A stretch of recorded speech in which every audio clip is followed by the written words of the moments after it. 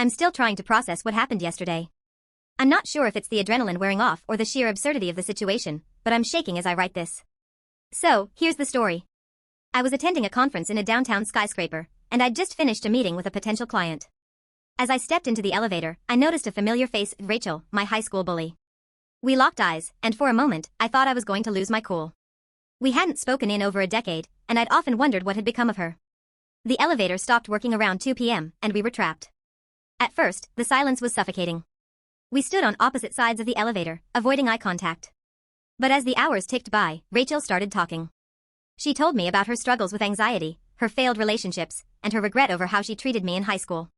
She spoke about the pressure from her parents, the peer pressure from her friends, and the insecurities that drove her to belittle others.